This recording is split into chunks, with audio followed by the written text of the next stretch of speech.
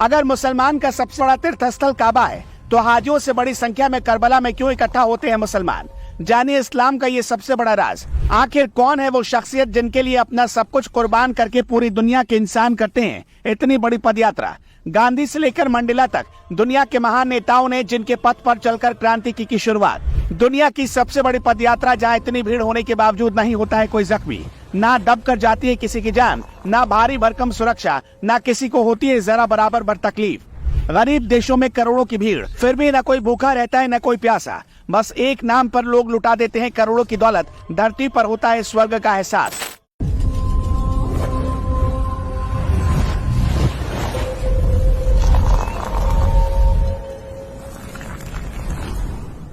जी हाँ, बिल्कुल ठीक सुन रहे हैं आप। आज हम आपको इस रिपोर्ट में जो बताने वाले हैं उसको जानने के बाद आपके होश उड़ जाएंगे कि आखिर इतनी बड़ी संख्या में लोग इकट्ठा क्यों होते हैं, इसके पीछे का कारण क्या है। जहां पर इतनी बड़ी संख्या में मुसलमान इकट्ठा होते हैं, सिर्फ मुसलमान ही नहीं बल्कि हर धर्म के लोग यहां पर आकर पद यात्रा में शामिल होते हैं।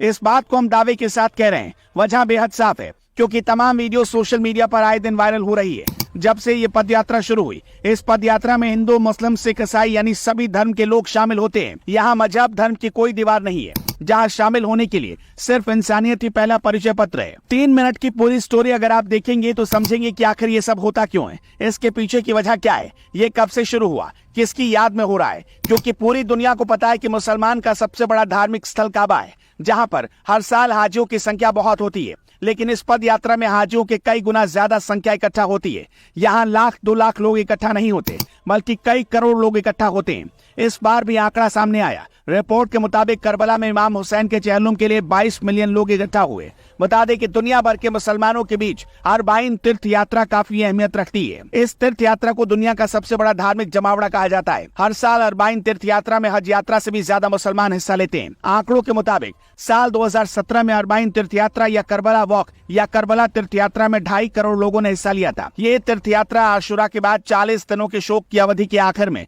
इराक के करबला में आयोजित किया जाता है। ये तीर्थ यात्रा 61 हिजरी यानी साल 680 में पैगंबर मोहम्मद के पोते और तीसरे शिया मुस्लिम इमाम हुसैन इब्न अली की शहादत में याद की जाती है। माना जाता है कि हुसैन इब्न अली सभी सांस्कृतिक सीमाओं से परे हैं। उन्हें हर तरह की आजादी, करुणा और सामाजिक न्याय का प्रतीक माना जाता है। इमाम हुसैन ने दुनिया के सामने सामाजिक न्याय की ऐसी मिसाल पेश की।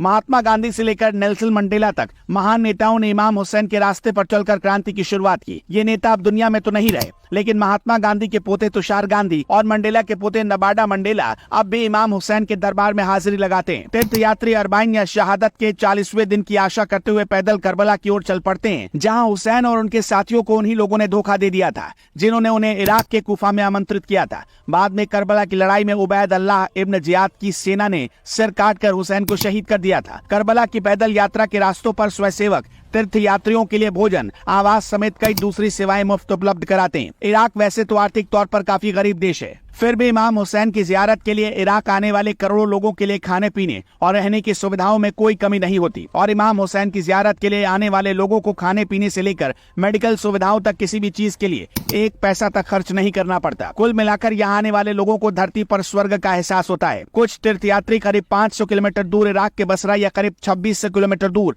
ईरान के मशहद और दूसरे शहरों से सड़क के रास्ते यात्रा पूरी करते हैं। इस पैदल यात्रा को शिया विश्वास और एकजुटता का प्रदर्शन माना जाता है। जाबिर इब्न अब्द अल्लाह अतियाह इब्न साद के साथ 61 हिजरी की अरबाइन में हुसैन इब्न अली के पहले तीर्थ यात्री थे। मुर्तजा अंसारी के बाद काफी समय के लिए पैदल तीर्थ यात्रा की प्रथा को बुला दिया गया था। इसे ईद अल अधा में मिर्जा हुसैन नूरी तबरसी ने फिर शुरू किया। उन्होंने हर साल इस तीर्थ यात्रा को पूरा किया। आखिरी बार 1319 हिजरी में उन्होंने करबला की पद यात्रा की थी। सद्दाम के समय में इस तीर्थ यात्रा पर प्रतिबंध लगा दिया गया था, फिर भी कुछ विद्वानों और मार्जा ने अरबाइन को जारी रखा। हालांकि इस दौरान बहुत कम संख्या में लोग इसे गुप्त रूप से करते थे। सद्दाम के 2003 में तख्ता पलट के बाद इसे फिर शुरू किया गया। तीर्थ यात्रा के 20 दिनों के लिए पूरे इराक में शिया शहर, कस्बे और गांव खाली हो जाते हैं। दरअसल इस दौरान शिया मुस्लिम संगठित तरीके से तीर्थ यात्रा पर निकलते हैं। साल 2014 तक दुनिया के 40 देशों के 1.9 करोड़ से ज्यादा लोगों ने इस पैदल तीर्थ यात्रा में हिस्सा लिया, जिससे ये दुनिया का दूसरा सबसे बड़ा धार्मिक जमावड़ा बन गया।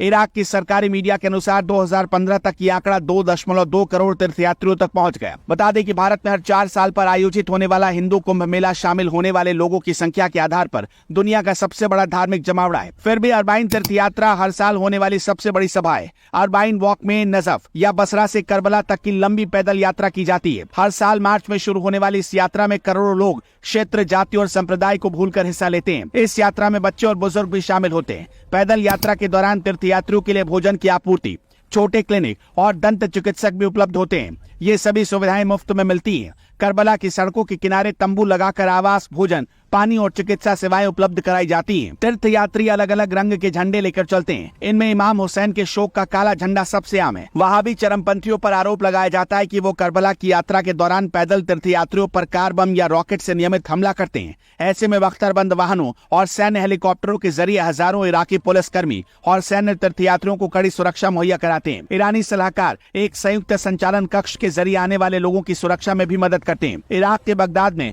हुसैनिया में 20 नवंबर 2015 को एक बड़े बम धमाके की साजिश को इराकी पुलिस ने नाकाम कर दिया था, जहां सुरक्षा बलों ने 18 गुड़ियां जब्त की थी। साजिश के तहत अरबाइन वॉक के दौरान बमों से भरी इन गुड़ियों को करबला की ओर जाने वाली सड़कों पर बिखेरना था।